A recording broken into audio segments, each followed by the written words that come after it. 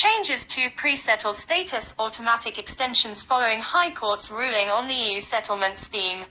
The Home Office announced that people will have their pre-settled status extended by 2 years before it expires, if they have not obtained settled status by that point. In addition, in 2024, the Home Office will seek to automatically convert some eligible pre-settled status holders to settled status.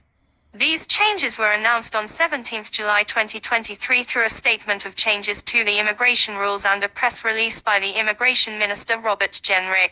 This comes off the back of the High Court ruling, which found people with pre-settled status must not lose residence rights, just because they do not make a second application to the EU settlement scheme before the expiry of their pre-settled status. The judgment also clearly states people with pre-settled status should not be denied permanent residence rights after 5 years of lawful residence, just because they do not make a second application under the scheme. This legal case was brought by the Independent Monitoring Authority, and the 3 million and the European Commission intervened in the case. Pre-settled status extended by 2 years before it expires. From September 2023, people with pre-settled status will automatically have their status extended by 2 years before it expires, if they have not obtained settled status. We understand that the extension will be applied close to the individual expiry date of someone's pre-settled status.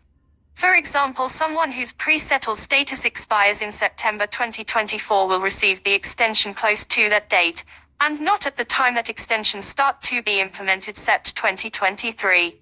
This process will be automated by the Home Office and it will reflect in the person's digital status. Pre-settled status holders will be notified of the extension directly. Once the extension happens, people's full rights granted by pre-settled status will continue. The Home Office intends to automatically convert as many eligible pre-settled holders to settled status as possible once they are eligible for it. During 2024, automated checks of pre-settled status holders will take place to establish their continuous residency in the UK and lead to being granted settled status without making an application.